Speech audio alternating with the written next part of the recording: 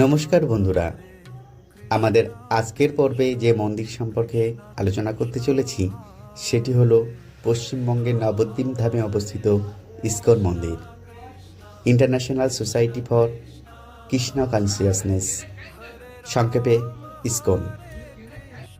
পশ্চিমবঙ্গ তথা ভারতবর্ষের অন্যতম সেরা একটি কৃষ্ণ মন্দির এই ইসকন মন্দির।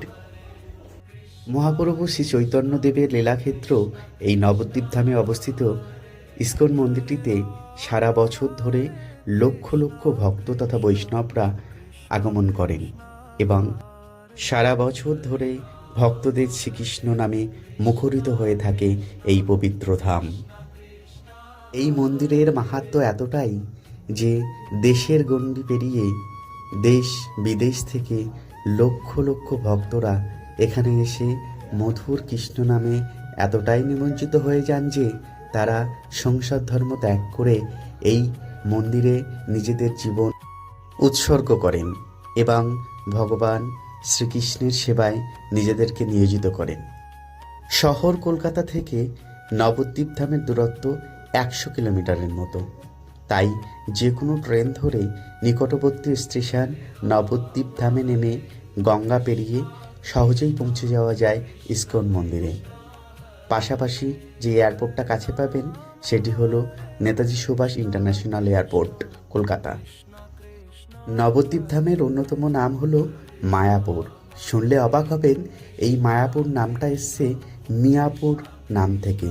হ্যাঁ, এই গ্রামটি একটি মুসলমান ভদ্রলোকের নামে নামকরণ হয়েছিল, পরবর্তীকালে সেটি পরিবর্তিত হয়ে মায়াপুর হয়েছে।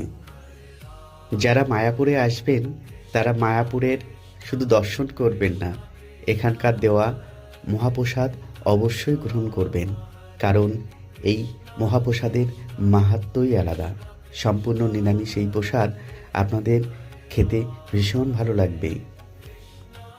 তৎকালীন সময়ে ভাগীরথীর তীরে 9টি দ্বীপ ছিল।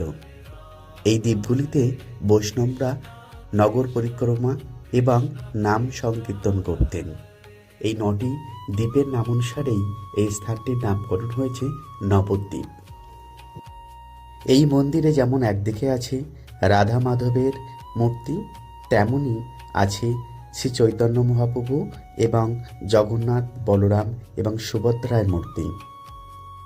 সারা বছর এই নবদ্বীপ তথা মায়াপুরে লক্ষ লক্ষ ভক্তের আগমন ঘটে, তবে বিশেষ কয়েকটি তিথিতে যেন লোকে লোকারণ্য হয়ে ওঠে এই নবদ্বীপ ধাম, যেমন জগন্নাথ দেবের স্নান যাত্রা, ঝুলন পূর্ণিমা, শ্রীকৃষ্ণের আবির্ভাব তিথি তথা জন্মাষ্টমী, রাস পূর্ণিমা এবং শ্রী শ্রী চৈতন্যদেবের আবির্ভাব তিথি হিসেবে গৌর পূর্ণিমা। এই দিনগুলিতে এক অত্যাশ্চর্য মায়াময় হয়ে ওঠে এই মায়াপুর ধাম। এখানকার যে যোগীপীঠ মন্দির সেটি প্রতিষ্ঠিত হয় 1880 খ্রিস্টাব্দে ভক্তিবিনোদ ঠাকুরের হাত ধরে। তৎকালীন সমাজের ব্রাহ্মণ্যবাদ, ধর্ম, বর্ণ এবং বিদ্বেষবাদের ঊর্ধ্বে উঠে শ্রী চৈতন্য যে মিলনের মহামন্ত্র শ্রীকৃষ্ণ মন্ত্র আমাদের জন্য রেখে গেছেন, তাও আজও আমাদের কাছে প্রতি মুহূর্তে চলার পথের পাথেয়। তাই আসুন সবাই একসাথে আমরা একবার বলি, জয় শ্রীকৃষ্ণ, জয় শ্রী রাধা গোবিন্দ, জয় মহাপ্রভু জয়। আজকের পর্বে এতটুকুই থাক। আগামী পর্বে অন্য কোনো মন্দির সম্পর্কে আমরা আলোচনা করব। চ্যানেলটিকে ভালো লাগলে প্রতিবারের মতো একটাই অনুরোধ, চ্যানেলটিকে সাবস্ক্রাইব করবেন আর লাইক, কমেন্ট, শেয়ার করতে একদম ভুলবেন না। আশা করি সকলে ভীষণ ভালো আছেন, সুস্থ থাকুন, ভালো থাকুন আর আধ্যাত্মিক পথে থাকুন। জয় শ্রীকৃষ্ণ, জয় শ্রী রাধা মাধব, জয় শ্রী মহাপ্রভু। ধন্যবাদ।